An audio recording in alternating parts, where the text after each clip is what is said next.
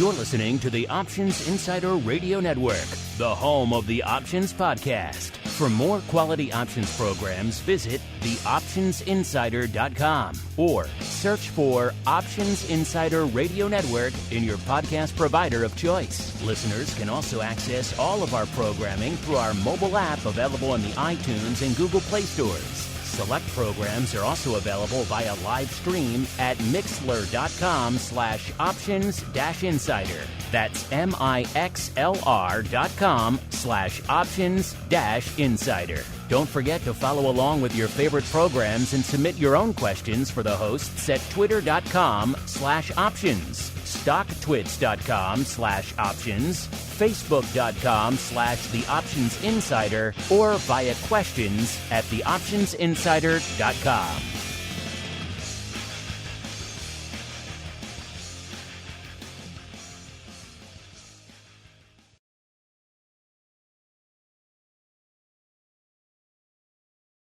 Welcome to Volatility Views, the premier program for volatility traders. Each week, we'll take a deep dive into the world of volatility with in-depth analysis, trading activity reviews, strategy breakdowns, cutting-edge education, and much more. We'll also bring you exclusive conversations with the traders, researchers, and asset managers who are reshaping the volatility landscape. If it involves volatility, then you'll find it on Volatility Views.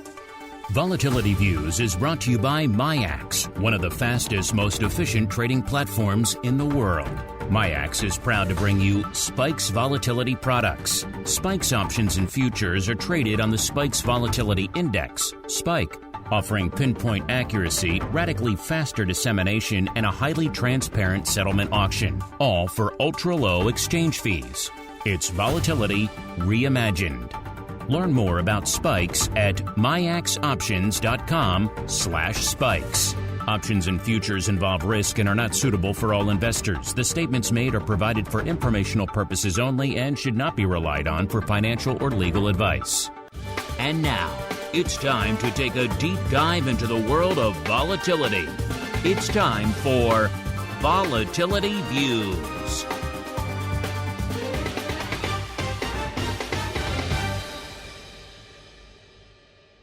All right, everybody. That music means it is time once again for Volatility Views, the premier program for volatility traders. My name is Mark Longo from theoptionsinsider.com, as well as, of course, from the ever exciting, at least we tend to think so around these parts, Options Insider Radio Network. Remember, it's available on a wide variety of outlets and a wide variety of formats. If you want to, of course, listen on demand, it's available on just about every platform under the sun.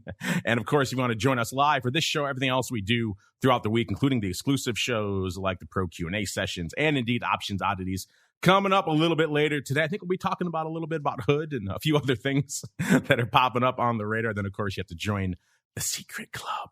TheOptionsinsider.com/Secret Club is the place to go to learn more about all that fun. Of course, however you listen live after the fact, we do love to hear from all of you folks, so keep sending in those questions, those comments, those pearls of wisdom. We do love to hear from all of you guys and gals out there. And let's see who we're hearing from on the old program today. First, let's go back out to the southern volatility mecca known as Austin, where we are joined once again by the greasiest of meatballs, Mr. Mark SEBASTIAN from OptionPit.com. Mr. Meatball, welcome back to the program, sir. And not a lot to talk about this week. Should be a short show, right? It is great to be here. I am so excited to be on the show today. Lots to discuss, lots going on, lots in the market. So we've got a plenty packed in for you folks that you're going to want to hear. A jam-packed show indeed, beset by technical problems. So let's see if we can work all of this out there today. Because I do believe if the technology gods are smiling upon us, we are joined once again. It's been quite some time. In fact, the first time here for the new year of 2022 by none other than the Flowmaster himself, Mr. Henry Schwartz from Trade Alert. Mr. Flowmaster, are you there, sir? Can you hear me? I am here, Mark. Can you hear me? There he is. Yes. Mr. Flowmaster, glad you could join us, sir. In honor of you, sir, we have compiled a mostly Trade Alert driven volatility views today. So does that make you excited, make you happy? I appreciate it. And I appreciate that you got VIX up around 30 just so that we could have an interesting show. Just for you we did that, sir. All right. The gang is all assembled. Let's dive right on into the volatility review.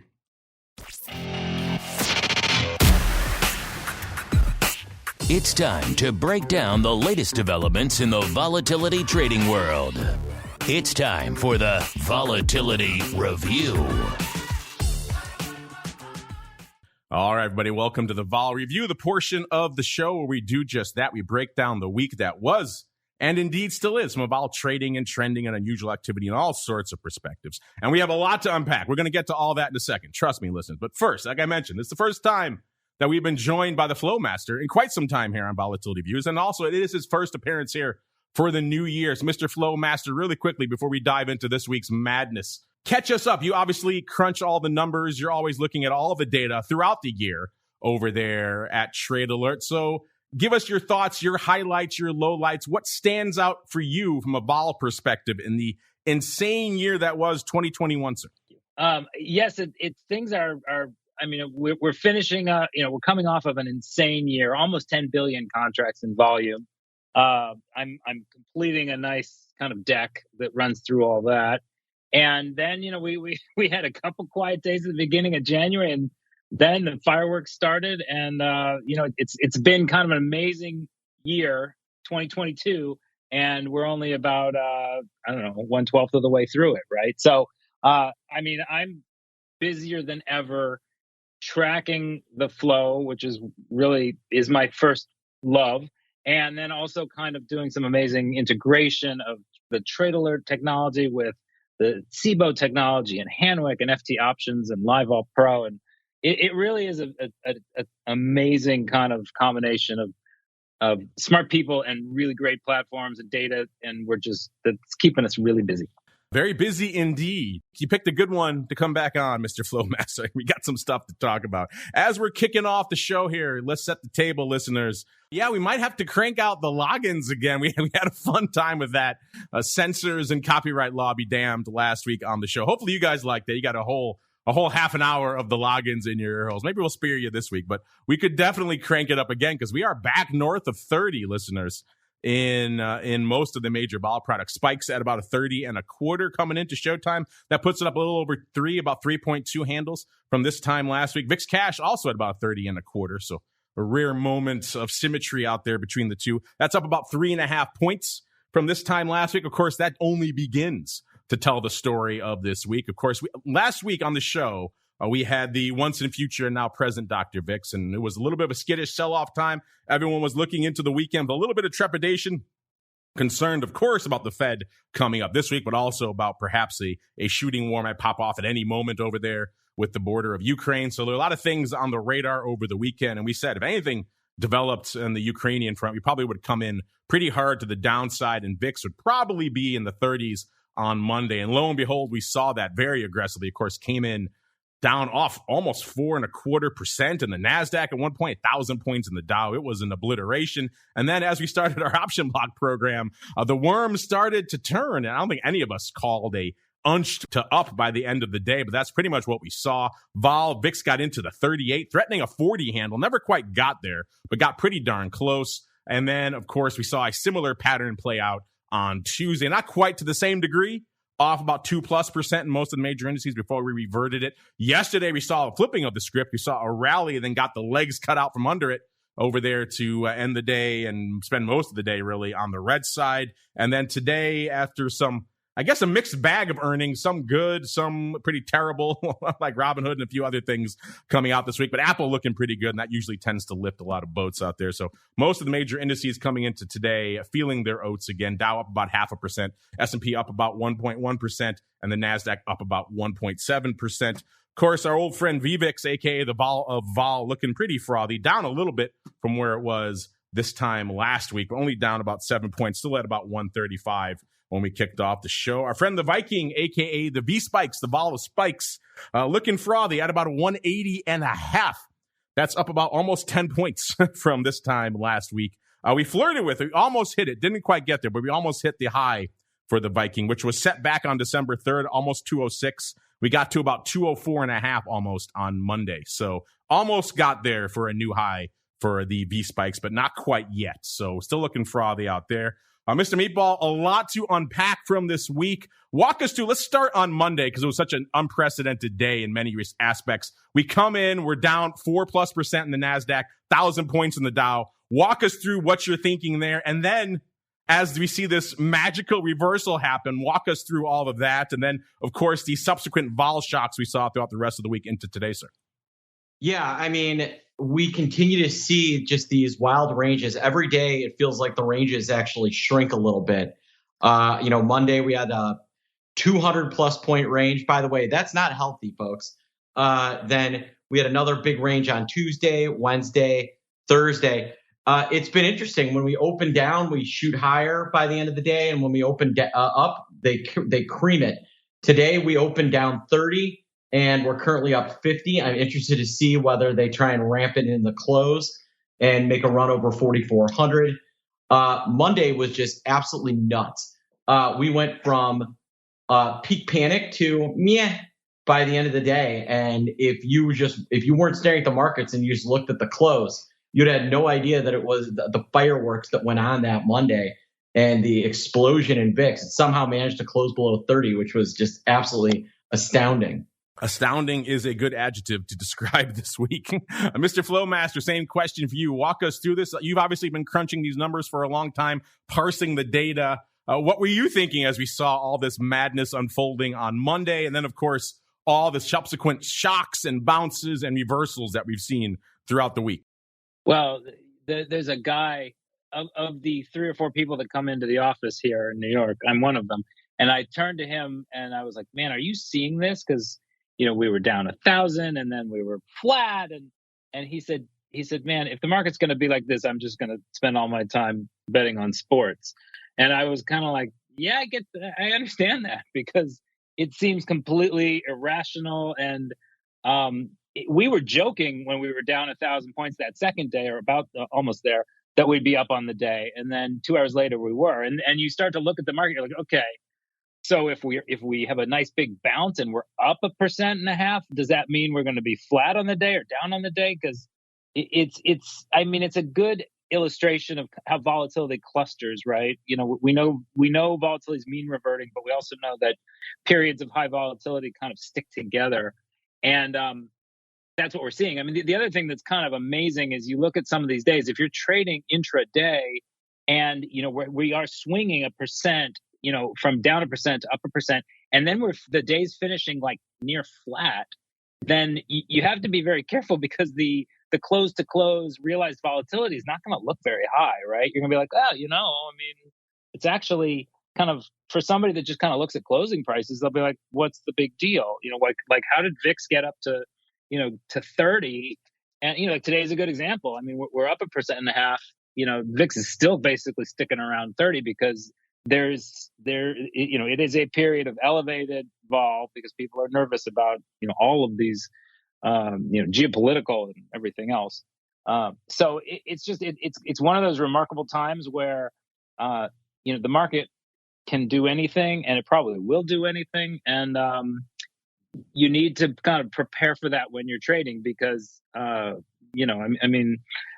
think it's great you guys were doing a show kind of right in the thick of it all last week because it was out of hand, and really everybody kind of that's active today, they know, okay, fine, we're up 300 points, we could be down 300 by the close, that wouldn't even surprise me. So it's fun times, that's for sure.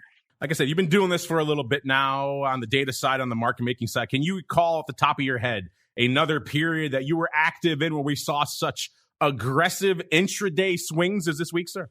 Not in a while. I actually was going, because the VIX option volume kind of got towards 2 million last week for the first time in a while, right? And I was digging back through older data because it's been a while since we've seen a nice spike in volume like that. There's nothing quite comes to mind where we'd have these kinds of swings, but you do have to. There are plenty of examples. I saw some headlines saying it was the biggest sell-off in the Dow in history, but in percentage terms, that it was not really that big a deal.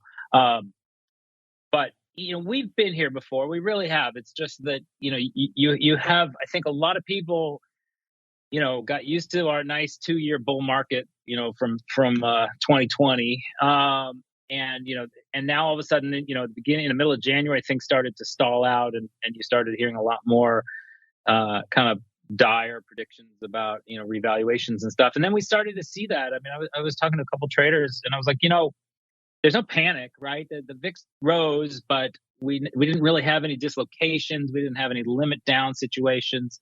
Even when we were down 1,000, we were looking for the panic, because the panic, as that's kind of the opportunity that traders look for, because that's when prices don't matter anymore, and people, some stupid trades go up, and that can be incredibly profitable time if you're able to stay kind of rational. And we didn't see it, and then we basically bounced off of it. And I think part of the reason we're seeing the higher volatility is all the news and potential news headlines, and the liquidity. I think in this current landscape where liquidity is really controlled by a handful of big liquidity providers, it's very easy for everybody to back off, and all of a sudden, I'm not saying it's the option prices get terrible, but I think things get very thin from the underlying level to the option level. So things will move, further than you would expect. Yeah, Monday, kind of the definition of a fast market in many regards out there. But you're right, we did see some impressive VIX volume numbers we were talking about on the option block when we kicked off that show. VIX options already at about 1.4 million. I can't recall the last time it hit that level that quickly, but that's how much paper we were seeing flying fast and furious. We'll get to more VIX volume numbers in a second over here. Of course, January has been an impressive / scary month for the last couple of years now. People always think back to March of 2020. They forget about January of 2020. We were, of course, seeing the first inklings of what would become the pandemic then, but also we had the assassination of the Iranian general. A number of other things were popping off in January of 2020. Of course, last year, January 2021 was unprecedented in many ways. We saw the birth of the meme madness. We saw a literal insurrection in DC. So January is kind of that month you kind of have to, where angels fear to tread kind of month. In fact, that was the apex for vol last year. The VIX hit about a 37, I believe, towards the end of January. It never really got to that level again. Of course, we're hanging out there now yet again, 37, 38. So maybe January will repeat itself this year, but intriguing stuff out there. Let's get on out, since we're talking about numbers on the VIX side. Let's get out to the VIX futures. When we kicked off the show, no surprise, that front portion of the curve still kind of juicy, still kind of frothy. The Feb contract, when we kicked off the show, up almost exactly 3 points, about 2.9 points, and the March contract up about 2.5. Mr. Meatball, I know you've been watching the VIX futures curve for a while, seeing how backward things get out there. Anything catching your eye out there in the land of VIX futures this week, sir? Yeah, absolutely. I think the big piece that's kind of interesting is that we've seen, the VIX hold above 30, make runs at going higher. And really since Monday was the peak for the VIX curve. We've seen the VIX curve kind of flatten up or drop a little bit every day since Monday's peak. The Fed future peaked out at, call it 29.25 on Monday, and now sits below 28 as we're discussing. So it's been a slow flattening of the curve. We're still in backwardation, but a lot less than we were on Monday. Futures maybe starting to get a little tired here. I don't know if we've talked about this concept of volatility exhaustion, but the market can only handle so many wild swings of going nowhere before it finally just says, well, maybe we're just a little too hot in vol, and things start to ease off. VIX futures starting to point toward that a little bit. Volatility exhaustion. You're right. We are seeing that because we are seeing subsequent shocks after Monday, and all the responses from a vol perspective getting a little bit more muted. Recency bias in the market. Been there, done that. Once you see a 4+% sell-off on the first day of the week, it takes a lot to shock your system the rest of the week. Let's get on out now to the land of the vol options. Let's start in the land of spikes. We were just saying, where's our four-way guy? Where's our 500-lot four-way guy? His contract's expired in January. When's he going to put it back on? Looks like he came back and put it on earlier this week. I believe it was Monday. A good day to be putting on some spreads out there. Kind of a similar trade out there. Looks like they sold the Feb 26-22 put spread 500 times to finance the 30-40 vertical. Looks like they actually collected about 20 cents to do that out there. So our four-way friend is back. You like that one, listeners? 26-22 versus the 30-40 vertical out there right now. In the past, we would see him doing it the other way, probably looking to sell the call spread to finance the put spread. These days, not so much. Everybody wants to get themselves a little bit of upside. And that is the case here in spikes. 30-40, will that pay off? I guess we'll find out. Let's keep on rolling out there into the land of VIX options. And that concept Mr. Meatball was just talking about, vol exhaustion, might be playing out a little bit out here in the VIX options as well. We saw obviously a very robust start to the week. And then today, not so much. Obviously, we're in the green in most of the major indices as well. So vol coming off a little bit as well. That doesn't always translate into the most robust of days either. You know, you've been around for a while listening to the show. You know, it's the sell-off days when vol is popping that the numbers really start exploding. So far, as of a few minutes ago, a little north of 250,000 contracts on the tape in VIX land right now, about 266,000. That ADV, though, we've been talking about that for a while. Remember, it got up to about 730, and then it came crashing right back down. We said, given this activity last couple of weeks, it's probably going to be popping up again, and that's exactly what we saw. That ADV is back up, threatening 600K, about 589,000 right now. It's up 154,000 contract listeners from this time last week. That's nothing to sneeze at. Let's break down some of the top positions right now. What are the size open positions in VIX options land? Then we'll get into, of course, the action from this week. By the way, it costs you about 130,000 contracts to get into the top 10 right now. And also that top 10, pretty heavily biased back towards the puts, 80-20 puts over calls. So maybe a lot of folks coming back in to fade some of this above 30 level here we're seeing in vol. They're not buying into the logins, listeners. Number 10 here. So 130,000 contracts for the Feb 70s. The first of only two calls. And that's why I love VIX, because you're not going to get a Feb 25 or even a Feb 30. It's a Feb 70s.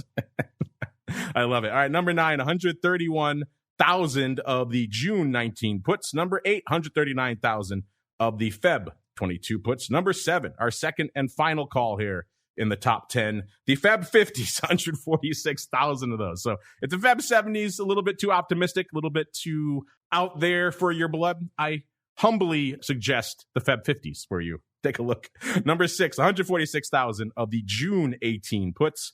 And that's it for June. The rest is all Feb listeners. Number 5, 161,000 of the Feb 21 puts. Number 4, 168,000 of the Feb 19 puts. Number 3, 168,000 of the Feb 17 puts. Number 2, 223,000 of the Feb 18 puts. And rounding out the number 1 spot this week with a decent size, maybe a little bit more than a 22, 38 caliber, shall we say, bullet out there. The Feb 20 puts 279,000 contracts out there. Let's get out to the most active. Like I said, not a lot lighting it up today. Only 266,000 contracts on the tape. Looks like the most active prints out there today are the Feb 35 calls with 20,000, followed by the Feb 22 puts with 20,000, 13,000 of the I keep saying Feb. May. This is all May, listeners. The May 27 puts, 13,000 of those. Number 4, 13,000 of the May 27 calls. And rounding out the top 5 today, only one Feb in the top 5 today, 10,000 of the Feb 26s. So a bunch of May. Interesting May. Maybe a 27-35 versus a 22-27 put spread.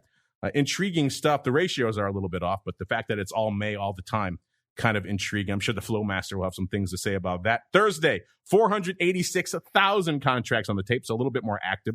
The most active contract on Thursday, about 45,000 of the Feb 21 puts, followed by 37,000 of the Feb 19 puts, 36,000 for number 3 of the Feb 18 puts. Number 4, about 28,000 of the Feb 30s, our first call there in the top 5. And number 5 on Thursday, the Feb 20 puts, 22,000 of those. Wednesday, even more paper, 767,000 contracts on the tape. The big dog on Wednesday, 101,000. So we're getting into the six figures now, listeners. 101,000 of the Feb 20 puts, followed by 72,000 of the Feb 22 puts, 67,000 for number 3 of the Feb 18 puts. Number 4, the Feb 19 puts, 43,000. And number 5 here, 42,000 of the Feb 21 puts. Tuesday, any other week, this would have been the big dog, listeners. 1.22, almost 1.25 million contracts on the tape. The big dog, 84,000 of the Feb 20 puts, followed by number 2, about 74,000 of the March 60s. And then number 3, 73,000 as well of the March 70s. Do I smell some vertical action out there? Number 4, 61,000 of the Feb 22 puts. And rounding out the top 5 on a very busy Tuesday, 50,000 of the Feb 50s. Back to those optimistic Feb strikes. And let's get to the big dog. The reason you're here, listeners, today is Monday. Almost 2 million. This is some of the most robust paper we've seen in some time in VIX land. 1.88 million contracts on the tape, to be precise. The big dog on an absolutely insane Monday. 129,000 of the Feb 22 puts, followed by number 2, 120,000 of the Feb 20 puts. Number 3, 84,000 of the March 37 halves. Number 4, might be my favorite. This might be my trade of the week here. Number 4, 83,000 of the Feb 110 calls. Number 5, we got the 70,000 of the Feb 19 puts. Man, there's some good ones in there. Mr. Flowmaster, like I said, you picked a good week to join us here, sir. A ton of paper hitting the tape this week in VIX options. Let's start with that mad, insane explosion of volume that was Monday. Then we'll go from there, sir. What was catching your eye this week? Well, Friday was the busiest total option volume day in history, 62.5 million contracts almost. And then Monday was the second busiest, just under 62 million. So we'd never really been through anything like that. And, VIX participated in that, as did SPX. And in fact, we've talked about how single stock options kind of stole the thunder, over the last year and a half, right? When we get moves like this, that single stock option volume dries up and everybody goes into the index and the ETFs. So, and that was exactly what we saw. We saw actually, relatively light stock option volume both days, and the index and the ETFs is where the fireworks were. I was, Henry, my eyes absolutely exploded when I saw end of day volume on Friday. People were talking about the fact that SPY had done almost 11 million contracts. And then I looked, and SPX did just under 2.5 million. That's the equivalent of 25 million contracts in SPY when you look at the multiplier there. That was just absolutely bananas to me. Yeah, exactly. And, and it's as we always see, tons of spreads, tons of ratio spreads. I was looking at before we got this giant vol spike last Friday, the 21st, we had this huge put spread in VIX, like 125,000 times a three-way, where the initiator bought June 19 puts around $1.16 and then sold 125,000 each of the 16 and the 18 puts in June, all opening. A massive trade, which it's funny, these ratio spreads or these, like a kind of a Christmas tree like this, where you're buying something and you're selling a couple other things. You look at them and you're like, oh, well, they're long the 19 puts down to 18, so they must be looking for the vol to kind of to get crushed.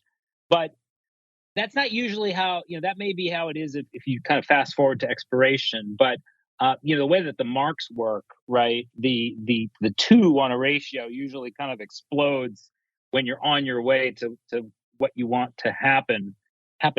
So that was kind of, that was, like I said, that was on the 21st, before we got into the 30 handle on VIX. We saw plenty of 1x2s on the call side too, which is, people, that is a way, because you get that upside, skew in VIX. Those 1x2s can get, can be bought relatively, low price, right? Because you're getting a premium on the farther out of the money. And we saw those going off 10 by 20,000 at a clip, multiple times a day. So that was kind of the meat of everything. But it was, it's always interesting, right? When you flip into backwardation and then all of a sudden you start, getting a lot of commentary about, okay, this changes the whole paradigm. Now we're in a situation where the market's telling us something different. So lots of positioning, lots of adjusting using spreads. and a few amazing days, and now maybe things are starting to cool off. But as you said at the beginning, it depends a lot on headlines out of Ukraine and everything else that's going on. Yes, a lot to unpack there, Mr. Meatball. Same question for you, sir. Walk us through the explosion of paper that was going up this week. And I think all of our listeners want to know, how many of these Feb 110s did you buy on Monday, sir? We saw a huge those March 110s were absolutely bananas. And then we saw the April 50s go up, the April 60s. That way upside, they were coming for it this week, along with a ton of puts. I was noticing that on Wednesday, even as the market was, still really selling off, the top 12 trades were all puts. So we're seeing traders start to try and position themselves for a fade. But the Feb 22s have been pretty heavily traded over the last few days. And but there is all that way out of the money stuff that's likely for margining, but also just makes you go, geez, could we get there, and how quickly? That's on top of the 80s and 90s and 70s that traded last week. And you didn't answer my question, sir. How many of those Feb 110s did you buy? I know you got a few. All of them. All of them? I thought so. That was all me. 80,000 for. Well, what you don't see is that I've got a huge offer on the 150s to turn it into a spread. Hey. Days like Monday, why not? Why wouldn't you buy the 110s? 82,000 times. Let's keep on rolling out there into the land of products you folks love to see fade. Not so much this week, listeners. Not surprising. VXX will start there. At about when we kicked off the show, about 2380. That's up about exactly 2 points from where it was this time last week. I think it has continued to tick up a little bit over the course of the show. I think we're at about a 24 or so right now. Yeah, a little bit north of the 24 handle. So up about 2.3 points from this time last week. Now, yet another week where we're seeing the tail wagging the dog a little bit. VXX doing more paper right now than VIX options. We've seen this a few times, and we're seeing it yet again. 289,000 contracts on the tape for VXX. That ADV also surging as well. 326,000 contracts now. It's up 62,000 from this time last week. Let's get out to the top positions. By the way, for VXX and for UVXY, both of these have effectively flipped. Last week, it was 70-30, all calls all the time. This week, 70-30 puts over calls now. So read into that what you will, but we are seeing a flipping of the script in the top 10s in both VXX and UVXY by now. Maybe that's getting back to some of that exhaustion. They think maybe the near-term pop is over,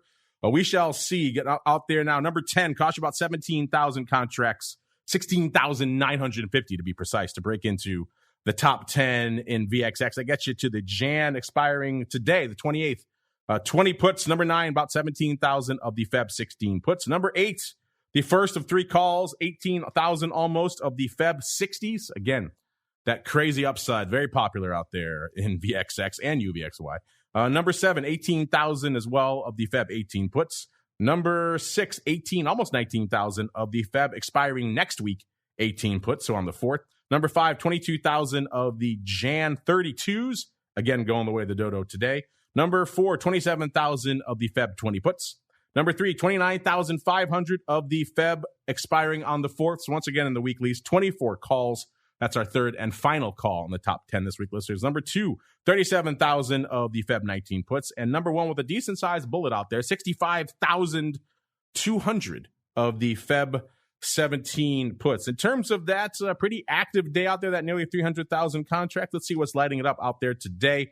And it's the Jan 24 puts going away today, 22,000 of those bad boys, followed by the 25 calls with about 18,000. Again, we're kind of flirting between the 24 and 25 strike, closer to the 24 right now, but still not surprising to see those two lighting it up. Number 3, we go out to March. The March 18 half put, 16,000 of those. Also seeing 16,000 of number 4 of the March 17 puts, and rounding out the top 5, a bit of a March trifecta here, 14,000 of the March 17 half puts. Mr. Meatball, I know you and a lot of your crazies out there in the pitch chat like to watch yourself some VXX, not perhaps getting the erosion that you wanted this week, but also yet another day where we're seeing VXX doing more paper than VIX, sir. What was catching your eye out there in VXX land this week? Yeah, when we get into Expiration Friday, you see a lot of people playing it both ways. That's why on Fridays in particular, we tend to see VXX a little busier as traders kind of position themselves to see what might happen at the end of the day.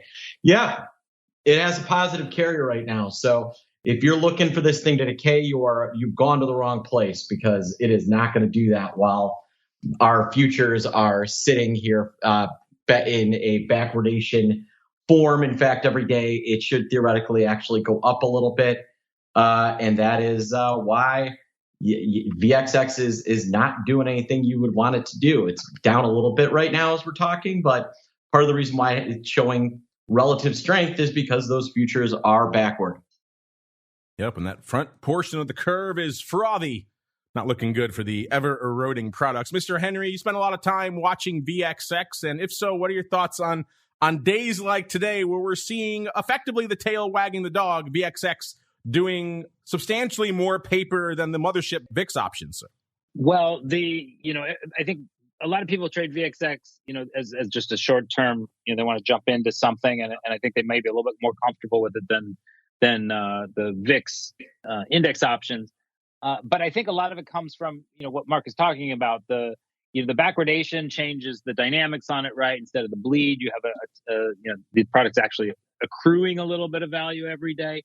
And then you have, most people look at this and they know this doesn't usually last very long, right? We revert to some level of mean, and we kind of go back into a contango, which is, kind of the usual configuration.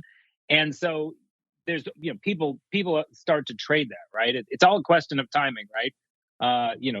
It's pretty safe to say that the VIX index will be, under 20 sometime soon, but maybe not that soon. And, trying to timing is everything. So, I think that, it's funny because you're watching the crypto product suite start to grow with the ETFs and the futures and, and all of that. It reminds me of really actually reminds me of the SPX kind of complex, right? Where you have the index options and the futures and SPY and everybody trades those against each other, and you end up with this incredible pool of liquidity.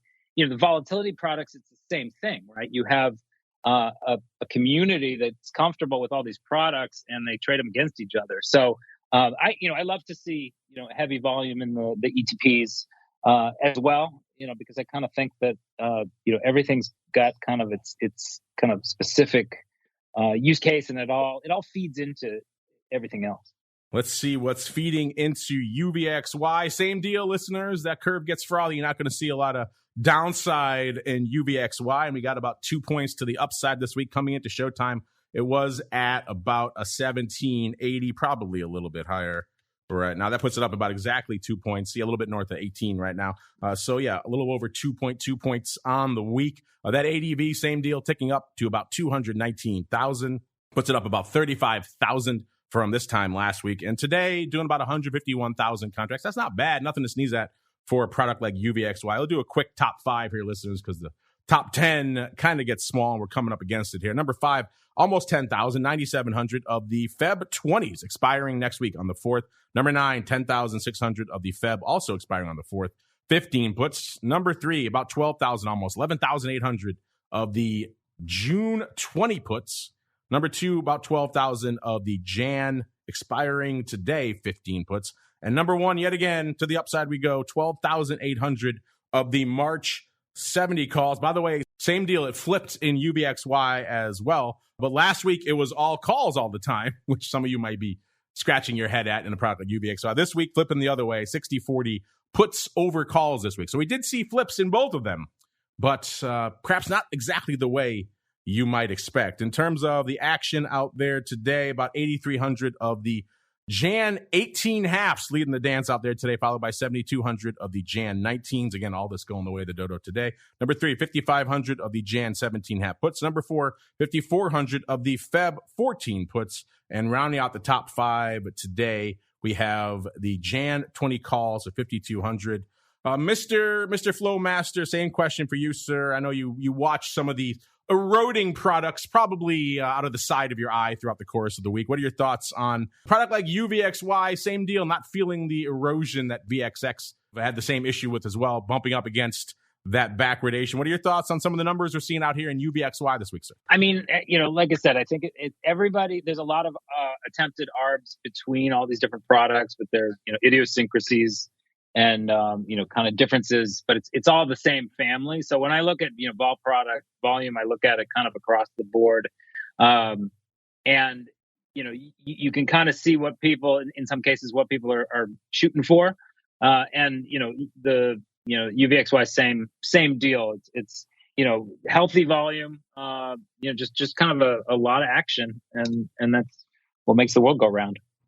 Mr. Meatball, same question for you, sir. Anything catching your eye out there in UVXY in this insane, tumultuous week, sir? Yeah, another one that has been kind of it's active, moving around a lot.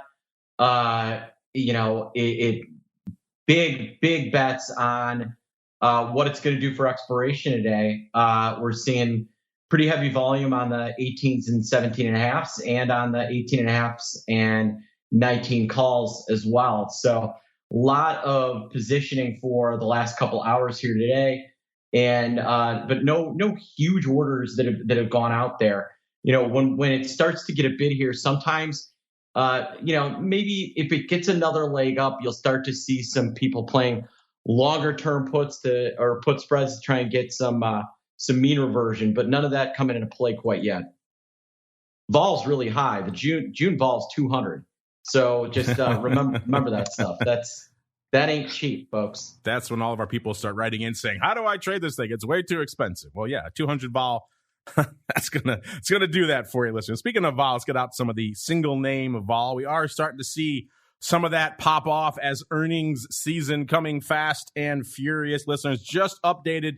They came in, of course, right after option block showtime. Yes, it's updated with the fresh, newly minted earnings move results, earnings season, and now earnings trades reports from our friends over there at ORATS. A lot of good names popping off this week, listeners. Of course, just yesterday we had a lot of living in one day. I mean, look at the names that popped off yesterday. MasterCard, Mickey D's, JetBlue, Dow Chemical, Southwest Airlines, Apple, Robinhood, and Visa. So you had quite the cross-section of the economy all reporting in one day. Today, Chevron and Caterpillar.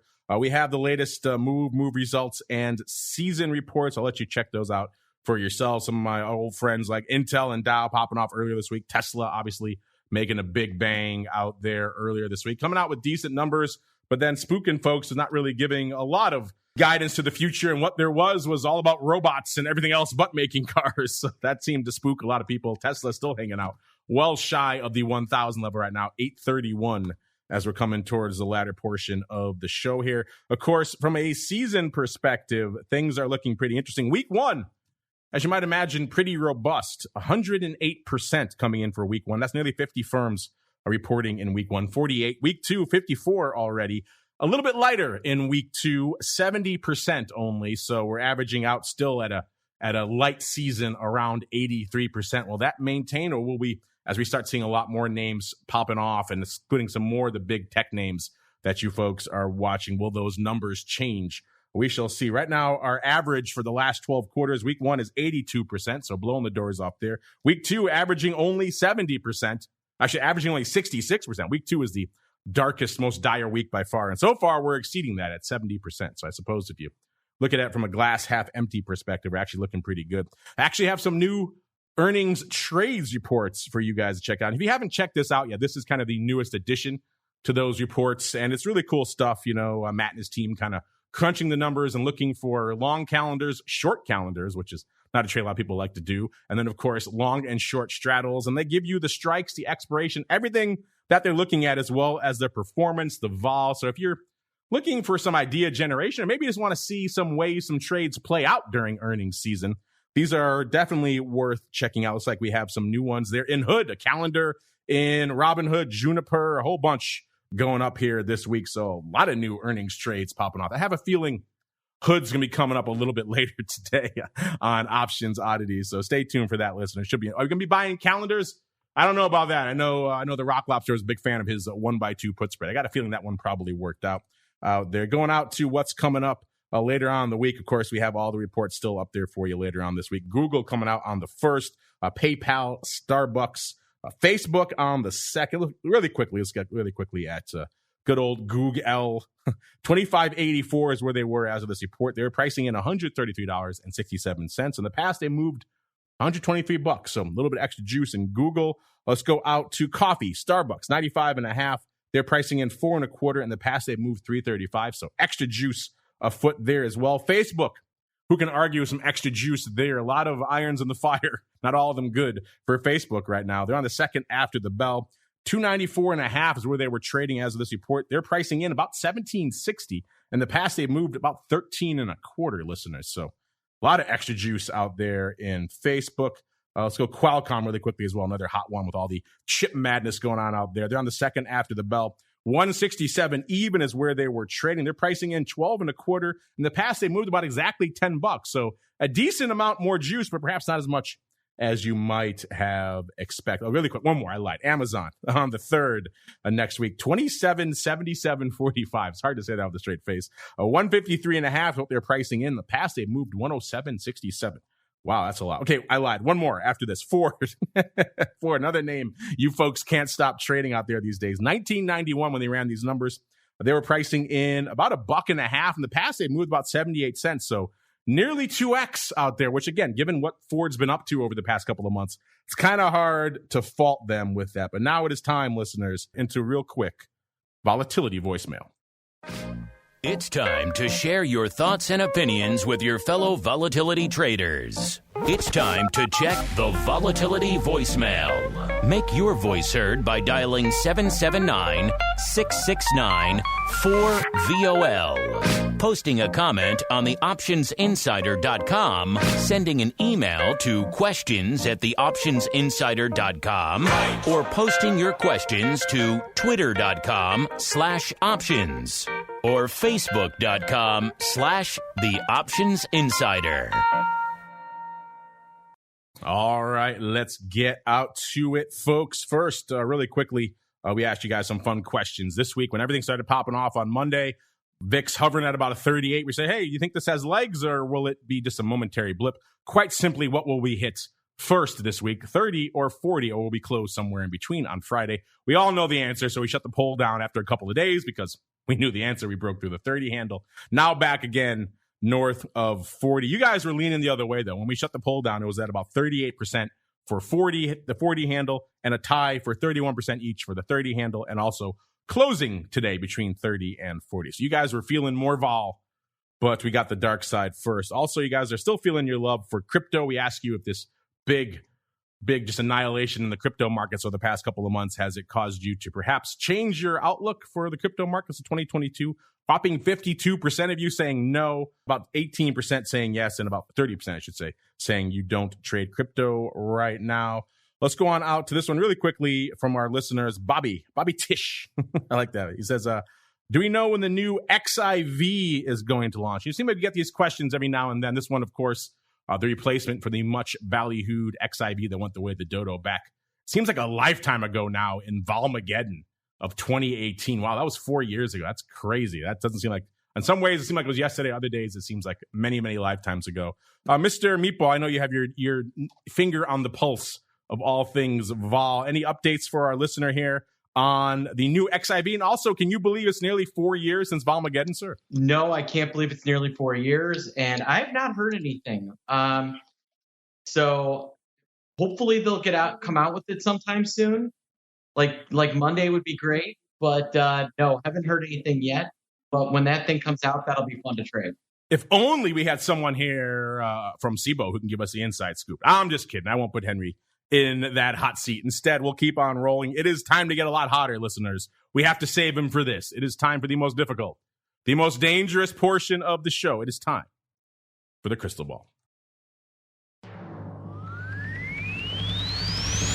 It's time to peer into the future and reveal what the volatility gods hold in store. It's time to look into the crystal ball. All right, listeners, let's do it. And man, looks like fading your book may have worked out for you this one time, Mr. Meatball, because coming into the end of the show, we have spikes right now at about a 29.70. VIX cash a little bit shy of 29.5, about 29.40 or so. So that puts me out of the running. I was at a 26.75. I was feeling more vol, but obviously not quite as much vol as we're seeing right now. Nobody had a 30 handle for this past week. Dr. VIX, once the future and present Dr. VIX, had about a 24. He was feeling a lot less vol. But Mr. Meatball, I'll have to give you the closest. You're not, well, actually, if I'm charitable, you're still not there. You're about 0.3 away in spikes, but you're closest on spikes. You get the closest award for this week, sir, if not perhaps the winner. What say you, sir? Yeah, no, I think 29.99 was a very good guess considering how much the VIX is moving around.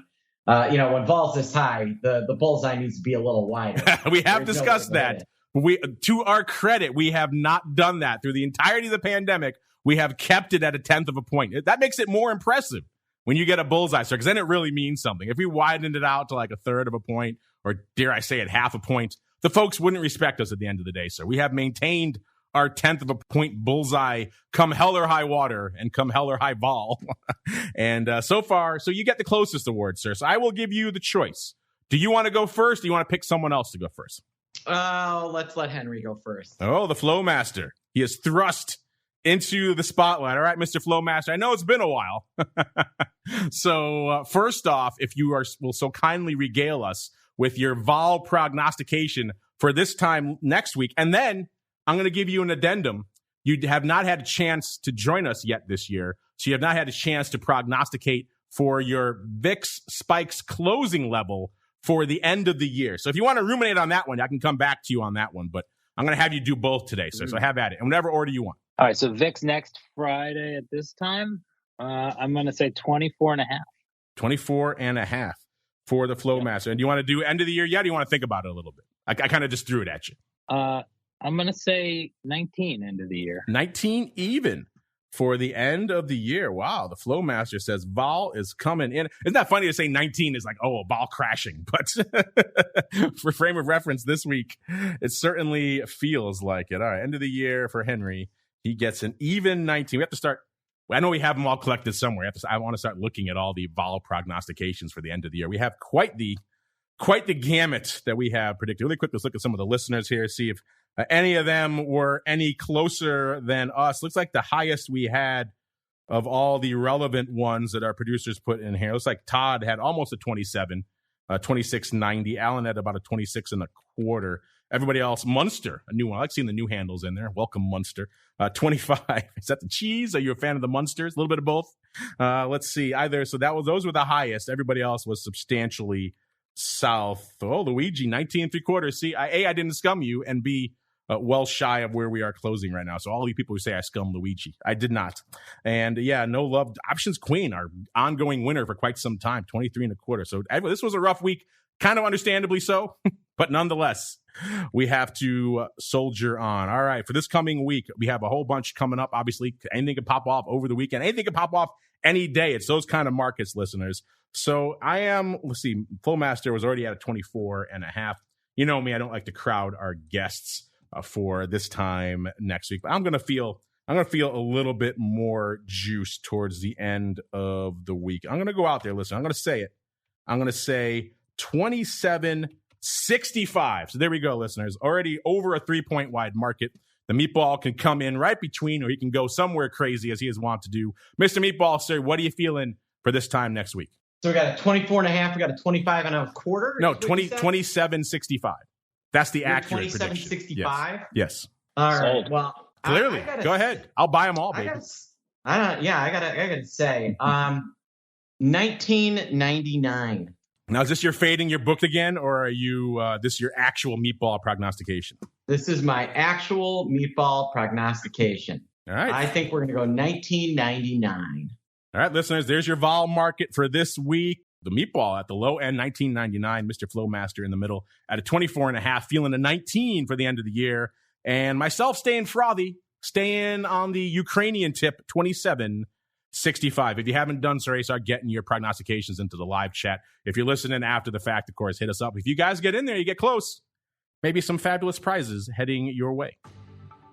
All right, listeners, unfortunately, that's going to do it for this episode of Volatility Views. Man, how an hour flies by when you're talking vol, especially on a week like this. But before we go, Mr. Flowmaster, we were talking a lot of trade alert data on the show today. If folks are intrigued, they want to kick the tires for themselves, where should they go? What should they do, sir? They can still go to trade-alert.com and you can sign yourself up. You can also send us an email, admin@trade-alert.com. And if you're interested in a trial, we're happy to kind of talk to people. One thing I wanted to slip in is one thing that's really interesting on the data side is I've been watching SPX and VIX volume in this. They used to open at 2 a.m. Now they open at 8 at night, New York time. And we've been seeing several thousand contracts a night printing in this overnight session. And then there's a curb session coming, I believe, in a week or two, which will basically go from 4:15 right till 5 o'clock. So this market is getting closer and closer to 24-hour trading. In fact, I listened to the Robinhood call last night, and they're talking about super extended hours or something that they want to roll out. So the data is getting bigger and bigger, and it's going to keep us busy. There you go. Big data. Check it out for yourselves. TradeAlert.com. Great place to go to analyze and parse and scan and just play around with all this data out there. Speaking of things getting bigger, our chat going crazy with some upside vol prognostications. So they're feeling a lot more vol for this time next week, and they're usually a pretty savvy bunch. Let's go back out there to the Meatball, who's feeling a teen handle again. Mr. Meatball, if folks want to hit you up, check out all of the various courses and products and things you have to offer. Where should they go? What should they do? Yeah, go to optionpit.com. You know, I write a VIX-based blog every day, and you're going to want to read it because it's chock full of awesome ideas and ways to make money trading. Go to optionpit.com and read that VIX Edge blog. There you go. Check out the VIX Edge blog. And you guys know where to go to learn more about all things spikes. MyAxOptions.com/spikes. While you're there, of course, check out historical data, releases, so all the new updates, talking about the futures and the new products on the options front and everything else. You want to see those first, MyAxOptions.com/spikes. Even a link to a cool show called Volatility Views. What more could you possibly ask for from a vol-oriented destination? We have to head on out of here, listeners, but don't worry if you're in the secret club. We are not done yet. We'll be back in a little less than an hour now to talk about all the mad, unusual activity that has unfolded over the course of this past week. I got a feeling it's going to be a jam-packed hour, so it should be fun. And otherwise, we'll see you back here next week, another episode of Volatility Views. Volatility Views is brought to you by MyAx, one of the fastest, most efficient trading platforms in the world. MyAx is proud to bring you Spikes Volatility products. Spikes options and futures are traded on the Spikes Volatility Index, SPIKE, offering pinpoint accuracy, radically faster dissemination, and a highly transparent settlement auction, all for ultra-low exchange fees. It's volatility reimagined. Learn more about spikes at MyAxOptions.com/spikes. Options and futures involve risk and are not suitable for all investors. The statements made are provided for informational purposes only and should not be relied on for financial or legal advice.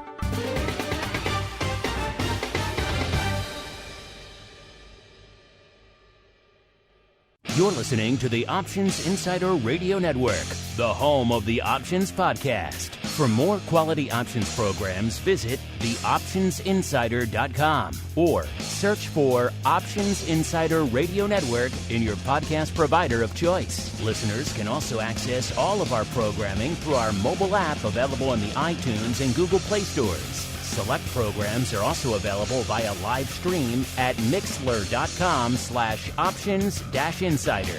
That's mixlr.com/options-insider. Don't forget to follow along with your favorite programs and submit your own questions for the hosts at twitter.com/options, stocktwits.com/options, facebook.com/theoptionsinsider, or via questions at theoptionsinsider.com.